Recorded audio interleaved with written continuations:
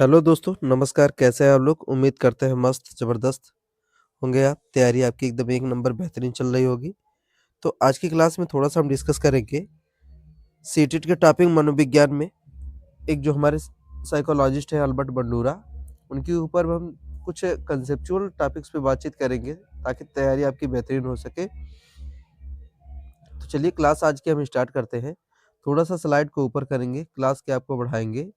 तो इसमें क्या है देखिए तैयारी में आपके कि सबसे पहले हम इंट्रोडक्शन देखेंगे। तो बट ये मान के चलिए कि आपकी ये जो क्लास 1 से लेके 12 पॉइंटों में मैंने 12 टॉपिक बनाए हैं, उसमें ही पूरा अल्बर्ट बंडूरा का जो सामाजिक संज्ञानात्मक मनोविज्ञान है, वो कंप्लीट हो जाएगा और उसमें से लगभग 1 से 2 क्वेश्चन आपके कंप्लीट हो जाएँगे और बिल्कुल इस स्लाइड के लास्ट में एक एग्ज़ाम आपको टिप्स दी जाएगी, पूरा इसका निचोड़ दिया जाएगा कि जिससे कहीं भी वो चीज़ें आपको दिखती हैं, तो आपका आंसर आसानी से करेक्ट हो जाएगा। बिल्कुल सिंपल ट्रिक्स दी जाएगी, जिससे कह बेहतरीन आपके नंबर आ जाएँ, ठीक है? तो चलिए हम क्लास स्टार्ट करते हैं। स्क्रीन पे आपको दिख रहा होगा, थोड़ा-थोड़ा पढ़ेंगे, आपको इसको मीनिंग समझाएँगे। तो अल्बर्ट बंडूरा एक सामाजिक संज्ञानात्मक मनोवैज्ञानिक थे, ठीक? इन्होंने कौन-सा सिद्धांत दिया? इन्होंने सामाजिक अधिगम सिद्धांत, सोशल लर्निंग थ्योरी का प्रतिपादन किया है। कौन से सिद्धांत का? ये ध्यान में रखिएगा, सामाजिक अधिगम सिद्धांत, सोशल लर्निंग थ्योरी का प्रतिपादन किया है। यह सिद्धांत व्यवहारवाद, संज्ञानात्मक मनोविज्ञान के बीच सेतु का कार्य करता है। सेतु का मतलब जैसे ये चीज़ हो गया बीच में ये जोड़ने का कार्य करता है। कौन? अल्बर्ट बंडूरा का सिद्धांत। चलिए, ये तो इंट्रोडक्शन हो गया। दूसरी स्लाइड्स में क्या है? दूसरी स्लाइड्स में आप देखेंगे, थोड़ा-सा इसको और ऊपर कर लिया जाए। हाँ, ठीक। सोशल लर्निंग थ्योरी में क्या है कि बंडूरा के अनुसार मनुष्य दूसरों को देखकर सीखता है। ये एकदम बिल्कुल सही बात है। हम आप देखते हैं किसी को अच्छे कपड़े पहनते हुए देखे हैं, तो उसमें हम प्रयास करते हैं कि वैसे हम कपड़े पहने, कोई अच्छे तरीके से रह रहा है, उसको नकल करते हैं। तो इन्होंने माना कि जो इंसान होता है, जो बच्चा होता है, व्यक्ति होता है, वो दूसरों को देखकर ही सीखता है, ठीक? दूसरा क्या है? सीखने के लिए प्रत्यक्ष पुरस्कार या दंड आवश्यक नहीं है। अगर देखा जाए तो सीखने के लिए जो प्रत्यक्ष पुरस्कार या दंड है, वो आवश्यक नहीं है, उसकी कोई ज़रूरत ही नहीं है, ठीक? सीखना जो होता है वो सामाजिक वातावरण में होता है। सीखना कहाँ होता है? सामाजिक वातावरण में होता है, उसके लिए सोशल एनवायरनमेंट चाहिए। व्यक्ति जितने समाज में रहेगा उतने जल्दी सीखेगा। इसका मुख्य आधार क्या है? मुख्य आधार पे कुछ पॉइंट्स दिए गए हैं। तो पहला क्या है? ऑब्जर्वेशन, जिसको प्रेक्षण कहा गया है। क्या है? इमिटेशन, अनुकरण, और उसके बाद क्या है? मॉडलिंग, आदर्श व्यवहार। ये तीनों इसके मुख्य आधार हैं किसके? सीखने के, ठीक है? अगर ये 3 चीज़ें हैं तो आसानी से व्यक्ति सीखना प्रारंभ कर देगा। चलिए अगला क्या है? अगली स्लाइड्स में देखते हैं हम। प्रेषणात्मक अधिगम क्या है? कि जब व्यक्ति किसी मॉडल के व्यवहार को देखकर सीखता है, तो उसे प्रेषणात्मक अधिगम कहते हैं। आपने मार्केट में देखा, किसी का ड्रेसिंग सेंस बहुत अच्छा है, तो आपने उसकी कॉपी कर लिया। किसी को बोलने का तरीका अच्छा है, तो आपने उसकी कॉपी कर लिया। किसी को सुबह गुड मॉर्निंग विश करने का तरीका अच्छा है, तो आपने उसको कॉपी कर लिया। तो यही होता है प्रेषणात्मक अधिगम। तो उसको हम इंग्लिश में क्या कहते हैं? Observational learning. किसी को ऑब्जर्व करना, फिर उससे सीखना, ये होता है प्रेषणात्मक अधिगम। तो इस प्रेषणात्मक अधिगम के अल्बर्ट बंडूरा ने 4 चरण बताए हैं, 4 स्टेप्स बताए हैं। पहला क्या है? अटेंशन, ध्यान, रिटेंशन, स्मरण, रिप्रोडक्शन, पुनरुत्पादन और मोटिवेशन। ये ध्यान में रखिएगा, मोस्ट इंपोर्टेंट क्वेश्चन आपको बता रहा हूँ, ठीक है? तो आपको एग्जाम में पूछ लिया जाता है कि पहले चरण में क्या है, दूसरे में क्या है, तीसरे में क्या है और चौथे चरण में क्या है, ठीक है? तो पहले चरण में क्या है? ध्यान की बात की गई है, अटेंशन की। दूसरे में रिटेंशन, स्मरण की। तीसरे में रिप्रोडक्शन की, पुनरुत्पादन की, और चौथे में किसकी बात की गई है? मोटिवेशन की। अभी मोटिवेशन की बात की गई है, प्रेरणा की बात की गई है। ये 4 चरण हो गए हैं। चलिए, और ये एकदम बिल्कुल इम्पोर्टेंट पॉइंट है कि इन 4 चरणों के बिना जो सीखना है, जो अधिगम है, वो संभव नहीं है। ये किसके अकॉर्डिंग है? अल्बर्ट बंडूरा के अनुसार, ठीक? अब हम पहले देखते हैं मॉडलिंग क्या है। किसको देखेंगे? मॉडलिंग। तो मॉडलिंग की मीनिंग क्या होती है? मॉडल वह व्यक्ति होता है जिसका व्यवहार देखा जाता है। मॉडल उसी को माना जाता है, जैसे हम कहते हैं ये हमारे रोल मॉडल है। तो जो हमारे रोल मॉडल होते हैं उनमें बहुत सारी खूबियाँ होती हैं, तो उन खूबियों को देखकर ही किसी को अपना रोल मॉडल कहते हैं। तो ये जो रोल मॉडल होते हैं कोई भी हो सकता है, ठीक? जैसे शिक्षक हो सकते हैं, माता-पिता हो सकते हैं, फ्रेंड्स हो सकते हैं, मीडिया, सभी मॉडल हो सकते हैं, ठीक है ना? आपका कोई अगर आपसे छोटा भाई हो, छोटी बहन हो, कोई भी पर्सन आपका मॉडल हो सकता है। बस उसमें कुछ न कुछ क्वालिटियाँ होनी चाहिए। अब हम देखेंगे मॉडलिंग के प्रकार कितने हैं, ठीक है? तो मॉडलिंग के प्रकार में आपको मिलेगा कि लाइव मॉडल, जो सामने से मौजूद व्यक्ति जिसको कहते हैं, सिंबॉलिक मॉडल, टीवी, मोबाइल या किताबें, वर्बल मॉडल, निर्देश द्वारा, ये मॉडलिंग के आपके प्रकार हैं। चलिए आगे देखते हैं। पाँचवाँ पॉइंट्स क्या है? विकेरियस प्रोत्साहन। क्या है? Vicarious reinforcement.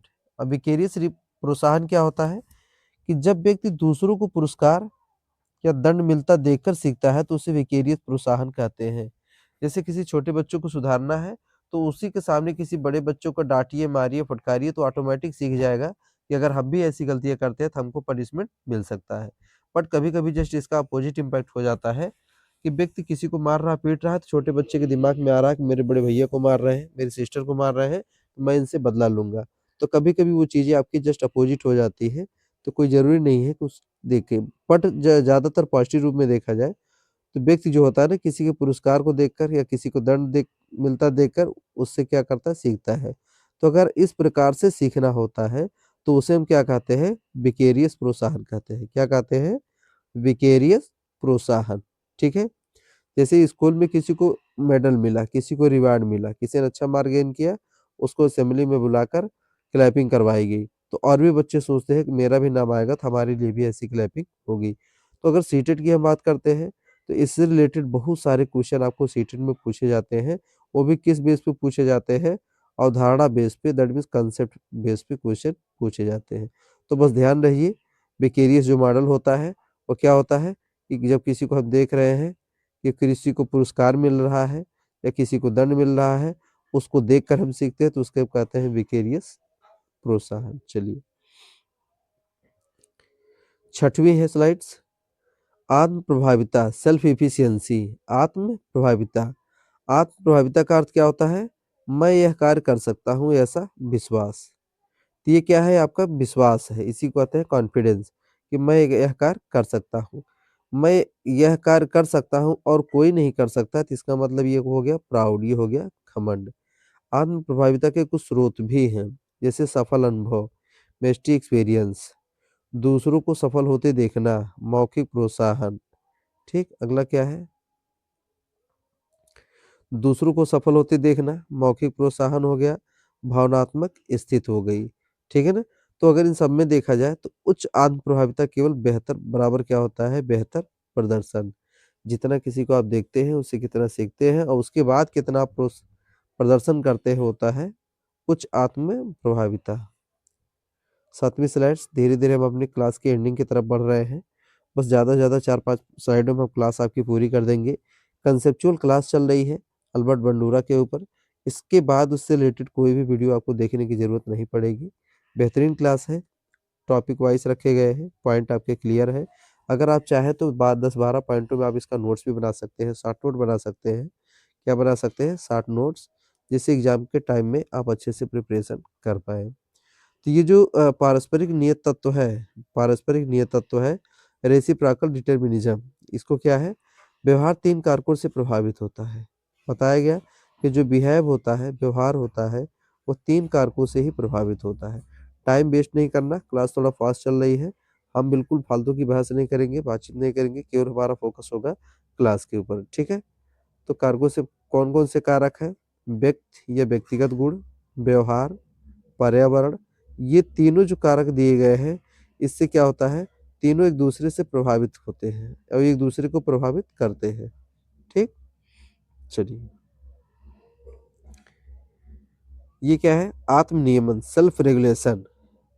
व्यक्ति अपने व्यवहार को स्वयं नियंत्रित करता है। अगर हमारी बैड हैबिट है तो हमको ही कंट्रोल करना है, गुड हैबिट है तो हमको ही कंट्रोल करना है।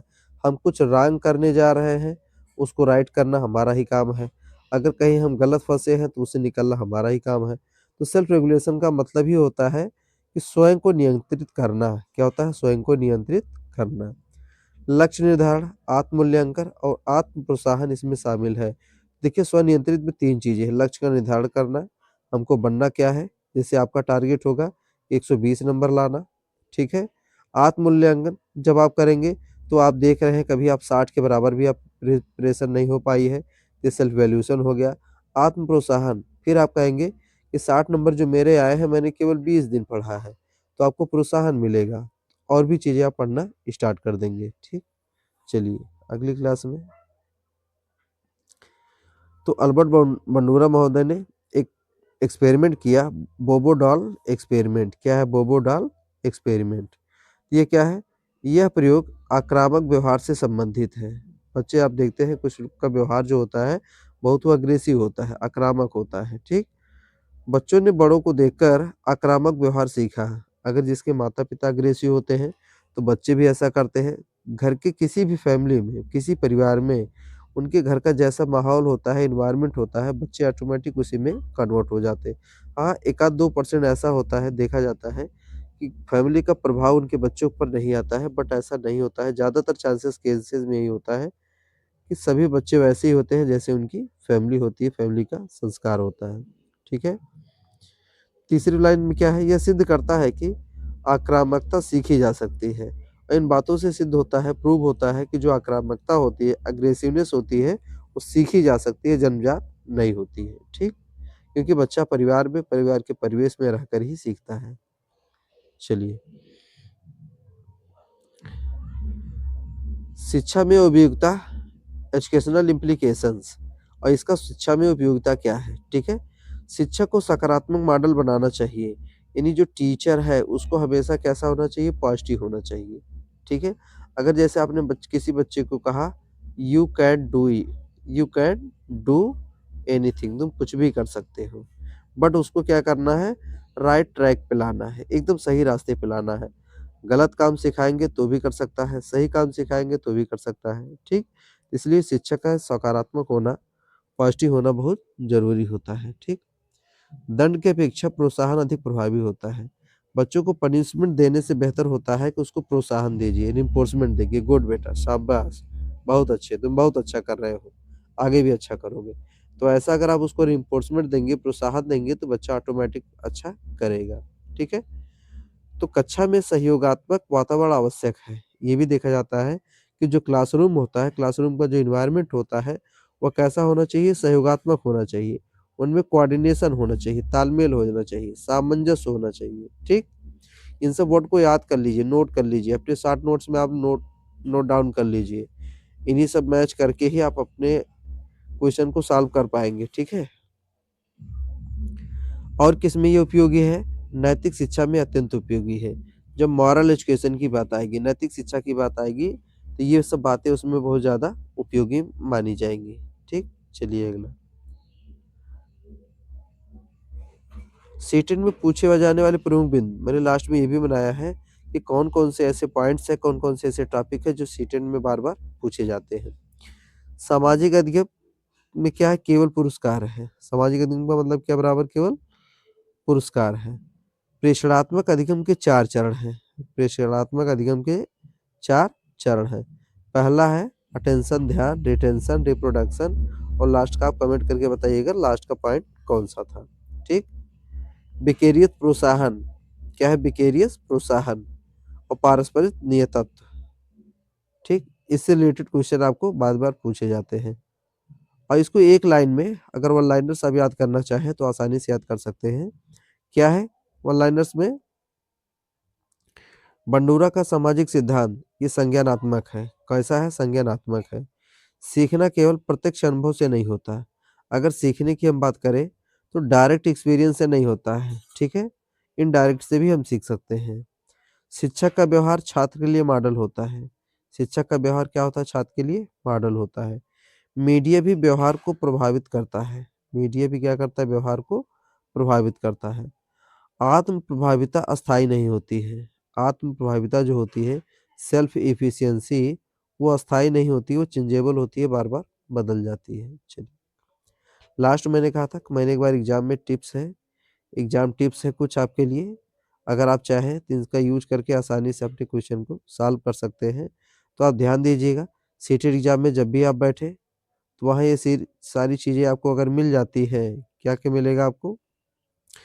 एग्जाम टिप्स में सीटेड स्पेशल के लिए यदि प्रश्न में ऑब्जर्वेशन क्या है, इमिटेशन, मॉडलिंग, सेल्फ एफिशिएंसी शब्द हो तो अल्बर्ट बंडूरा निश्चित उत्तर है। ये 100% मान के चलिए कि सेल्फ एफिशिएंसी वर्ड आया, मॉडलिंग सेल्फ आया, इमिटेशन आया, ऑब्जर्वेशन आया, तो मान लीजिए कि इनका संबंध किससे है, अल्बर्ट बंडूरा से है। क्लियर। तो आज की क्लास में बस इतना ही। क्लास अगर आपको पसंद आई हो तो चैनल को लाइक करिएगा, सब्सक्राइब करिएगा, दोस्तों के साथ ज़रूर शेयर करिएगा। मैंने 2-3 होमवर्क आपको दिया है। एक होमवर्क दिया है कि जो 4 चरण है, 3 मैंने बताए हैं, चौथा आपको कमेंट करके बताना है कि वो लास्ट का चरण कौन-सा है। ठीक है? तो आपका दिन शुभ हो, तैयारी आपकी बेहतरीन हो, आप एग्ज़ाम में 120 नंबर लाएँ। मेरी यही आपसे शुभकामनाएँ हैं। आज के लिए बस इतना ही। धन्यवाद।